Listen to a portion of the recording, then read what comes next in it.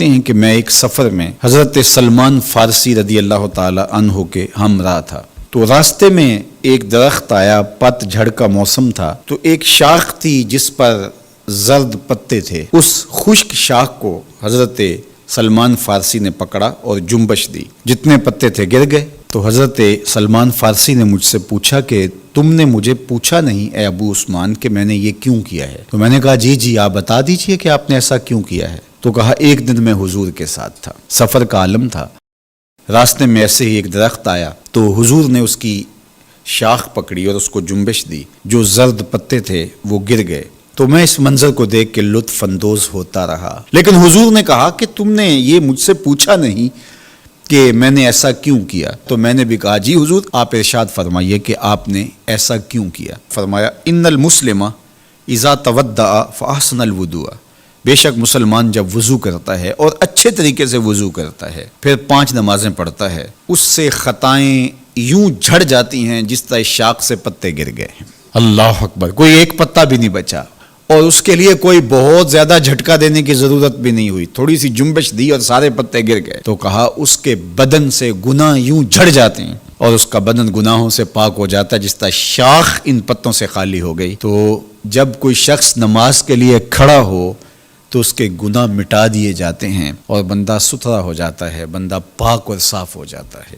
ہمارے بدن لتھڑے ہوں گناہوں سے، تو کچھ گناہ تو وضو سے ہی نکل گئے، اور نماز سے بقیہ گناہ جاتے رہے، تو نماز پڑھنے کے بعد بندہ کتنا ستھرا ہو کے گھر لوٹے گا۔ نماز نور دیتی ہے، یہ چہرے کی چمک ہے، یہ دنیا میں بھی اجالا ہے تمہارے لیے اور آخرت کے اندھیروں میں بھی روشنی کا چراغ ہے جو تمہیں جنت کی طرف لے جائے گا اور جہنم سے بچائے گا۔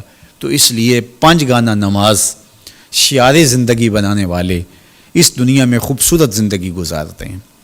اور میرے اور آپ کے آقا و مولا نماز کے لیے بے چین رہتے تھے۔ جب نماز کا وقت ہوتا تو حضرت بلال حبشی جو کہ حضور کے مؤذن ہیں، ان کو حضور سے جو حکم ملتا، اس حکم نامے کے خوبصورت الفاظ دیکھیے۔ حضور فرماتے ارحنا یا بلال، بلال اٹھو اور ہمارے دل کو راحت پہنچا دو۔ اور وہ سمجھتے اس کا مطلب کیا ہے، اذان پکارنی ہے اور نماز کا وقت آئے اور حضور مصلی پہ کھڑے ہوں اور حضور کے دل کو قرار پہنچے۔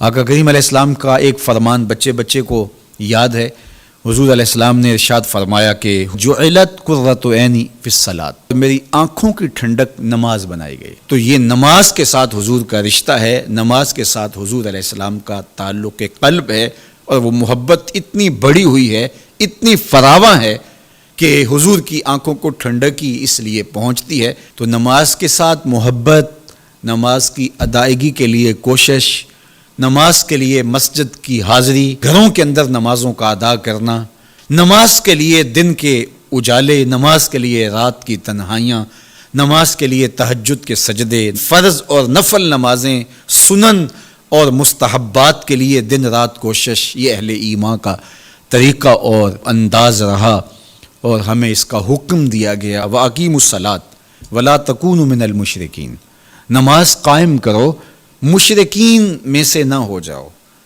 تو مطلب کیا ہوا کہ نماز قائم نہ کرنا، نماز نہ پڑھنا، یہ طریقہ مشرکین ہے۔ اس لیے کہا کہ ان کے ساتھ تمہاری مشابہت اچھی تو نہیں لگتی، اس لیے تمہیں تو 5 گانہ نماز ادا کرنا ہوگی۔ تو اہل ایمان کا اسلوب زندگی یہی ہونا چاہیے کہ وہ 5 گانہ نماز کے ذریعے اپنے رب کے حضور حاضر ہوتے رہیں، ایک نماز کے بعد دوسری نماز کا انتظار کرتے رہیں، نماز میں راحت پائیں، نماز میں